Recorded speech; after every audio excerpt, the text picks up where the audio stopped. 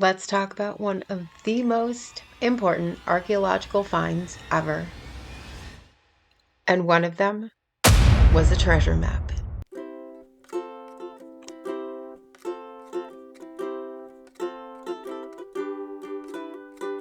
The Dead Sea Scrolls were discovered from 1947 to 1956. Most often, the term is associated with Qumran, where 11 caves were found containing the scrolls. What some don't know is that they were also found in these places.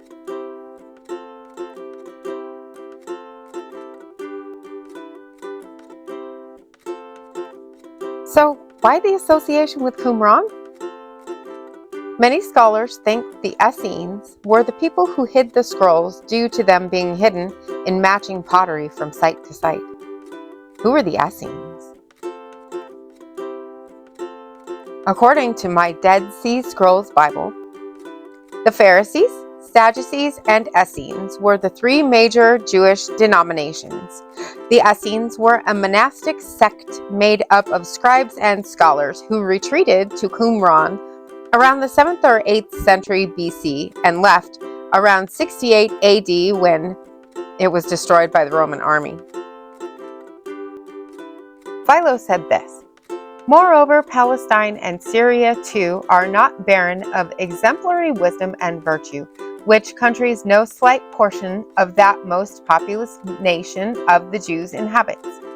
There is a portion of these people called Essenes, in number something more than 4,000 in my opinion, who derived their name from their piety, though not according to any accurate form of the Grecian dialect, because they are above all men devoted to the service of God, not sacrificing living animals, but studying rather to preserve their own minds in a state of holiness and purity." Josephus said this: "For there are three philosophical sects among the Jews, the followers of the first of whom are the Pharisees, of the second the Sadducees, and the third sect, who have a reputation for a severer discipline, called Essenes. These last are Jews by birth, and seem to have a greater affection for one another than the other sects have. These Essenes reject pleasures as an evil, but esteem continence and the conquest over our passions to be a virtue. These men are despisers of riches, and so very communicative as raises our admiration. Nor is there any one to be found among them who has more than another, for it is law among them that those who come to them must let what they have be common to the whole order, insomuch that among them all there is no appearance of poverty or excess of riches, but everyone's possessions are intermingled with every other's possessions, and so there is, as it were, one patrimony among the brethren."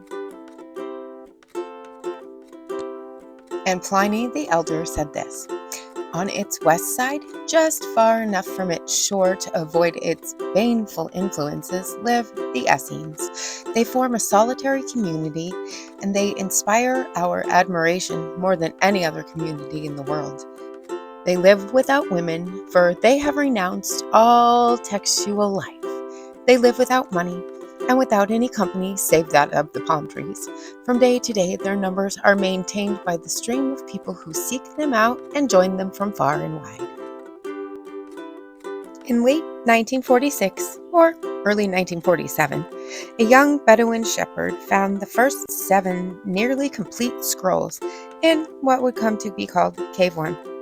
By mid-47, the scrolls had filtered through antiquities dealers as the Bedouins continued to find more, not fully realizing their value yet. By year's end, the scrolls made it into the hands of father and son archaeologists, Elazar Sukenik, professor at Hebrew University, and his son, Yigael Yadin, who excavated Masada and Hatzor.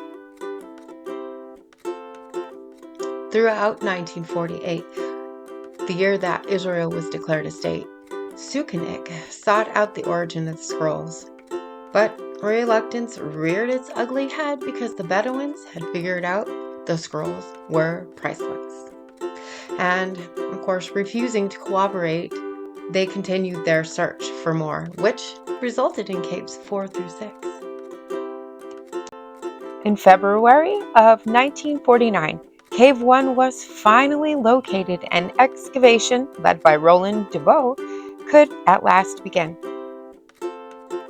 The entire corpus of scrolls consists of around 931 documents dated between 250 BC to 40 AD, according to J. Randall Price. But Dr. Mead and Dr. Gurry date them between 250 BC and 130 AD. These documents are mostly fragmental, many no bigger than a postage stamp, some even tinier. According to my Dead Sea Scroll Bible, there are approximately 25,000 pieces, but F.F. Bruce says it's an estimated 40,000 pieces. Now remember, these aren't originals or autographs. These are just the oldest copies we have of Hebrew scripture, or what we would call the Old Testament. These are the scriptures Jesus and his disciples taught and quoted. The scrolls are all written in 3 languages: Hebrew, Aramaic, and Greek. And they're made of parchment, which is animal skins, papyrus, which is early paper, vellum, which is just fine parchment, metals like copper or silver, and sometimes ink or reed pen on pottery or plaster. The scrolls contain every Old Testament book except Esther. The Dead Sea Scroll collection also has many other writings, including Deuterocanonical, which just means second law or second canon. There are also apocryphal or hidden books. And the pseudepigrapha, that's a big word that just means falsely attributed works, a text whose claimed author is not the true author, or a work whose real author attributed it to a figure of the past. There's also Pesherim, which is just commentaries, and the hymns, traditional writings, Essene rituals, reworked or rewritten scripture, like something called the Genesis Apocryphon, and documents from the Bar Kokhba revolt, which was between 132 and 135 AD. Here's a little snippet from the Dead Sea Scrolls Bible about the Apocryphon. Some scholars believe that these books are not in the Jewish and Protestant canons because they are later than most other biblical books, Daniel being an exception, while others point to their supposed secular or unorthodox content as the reason for exclusion. The real explanation, however, is more complicated and goes back to 2 ancient Bibles. Early Christians accepted the Greek Septuagint, which contains these additional books, as their Old Testament, while early rabbis finalized the list of books for the Hebrew Bible in the 2nd century CE.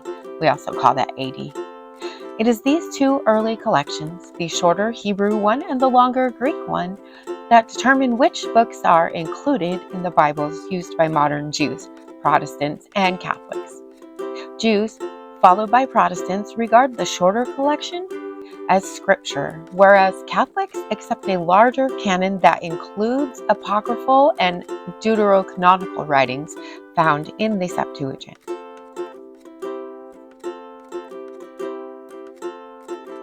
And I love a good conspiracy theory. There is also a highly debated Greek fragment called 7Q5 that has been suggested to be from the Gospel of Mark. It's not impossible, but extremely unlikely.